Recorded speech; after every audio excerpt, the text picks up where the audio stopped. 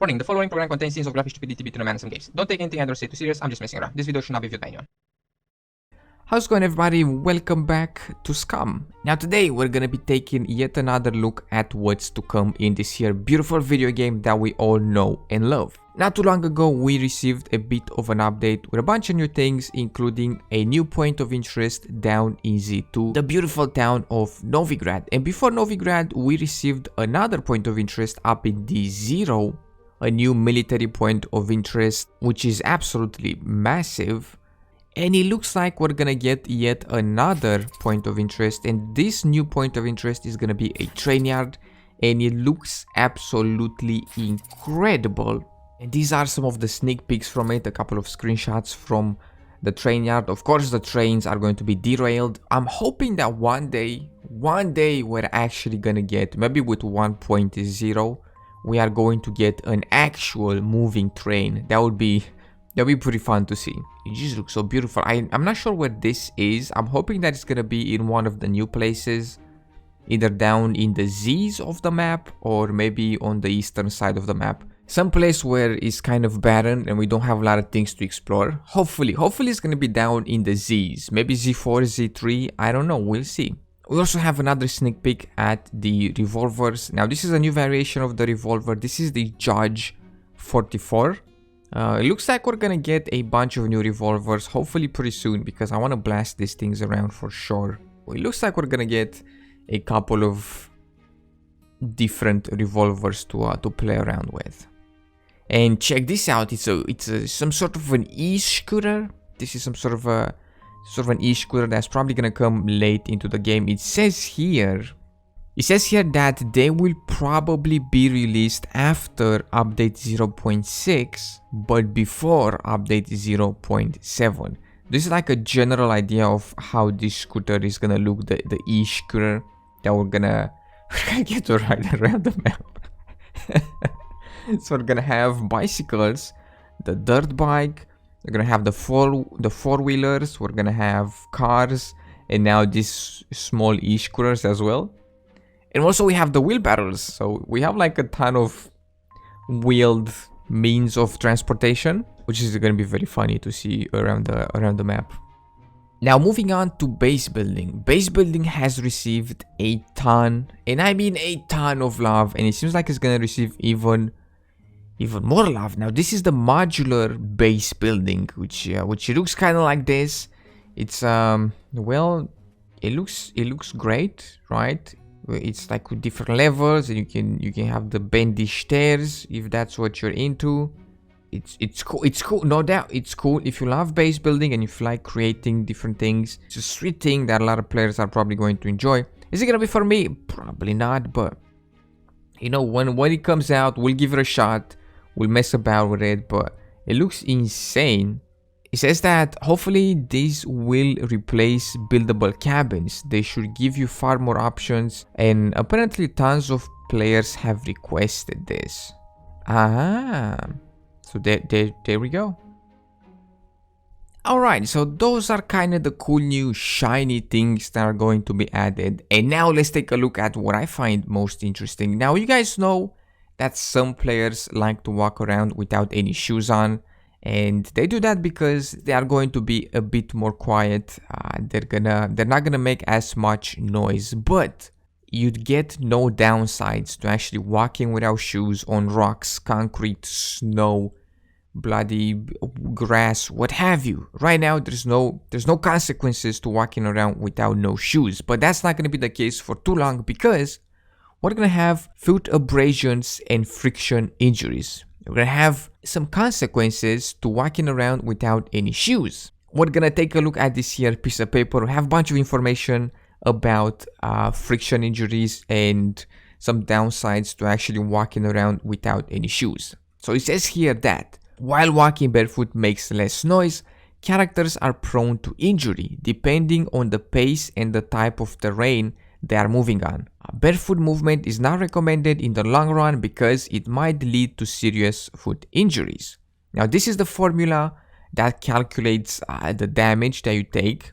Now it is complicated, but DMG is actually the inflicted damage, and it is calculated in joules. A is the initial damage rate, which is between 2 and 3 joules, and of course this is going to depend on our constitution. TW means total body weight. MRM, or movement rate multiplier, it says that the faster we move, the more damage we are going to take. And TM is the terrain multiplier. Some terrains are more enjoyable than others. So pretty much, if we walk around without shoes, we're gonna have to be careful of how heavy we are, of how fast we run, and of what kind of terrain we're walking on. Depending on these things, we're gonna get more or less damage to our legs or feet. Feet, right? Feet, yeah, it's feet. Now the rate of recovery is between 1 and 2 joules per minute of resting, and of course this is going to depend on our constitution attribute. Now how this works: as long as the players move without any shoes, there is a damage that is applied to the feet. The damage accumulates constantly, and the only time it drops is when players are resting.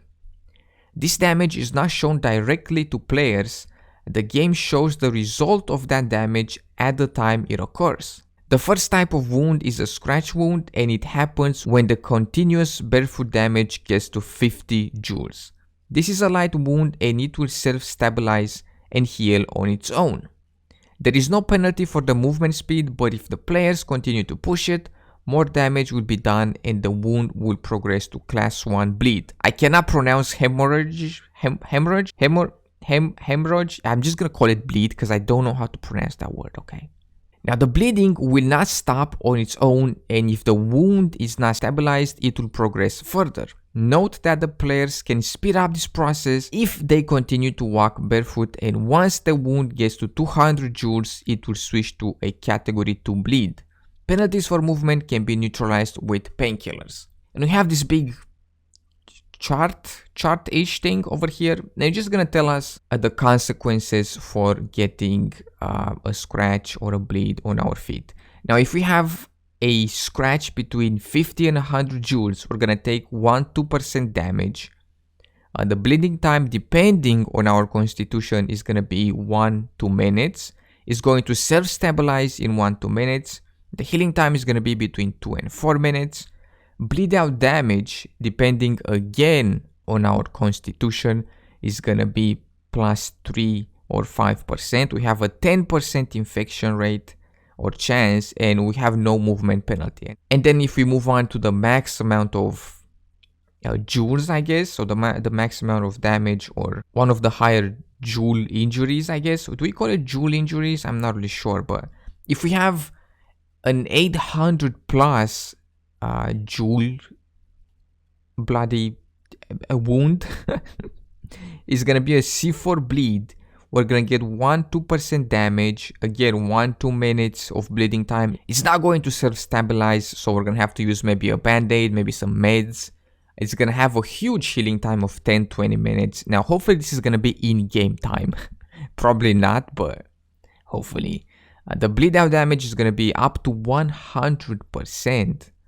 Infection chance is gonna be 50%, and movement penalty, we're not gonna be able to run, and we're gonna be able just to kind of jog around.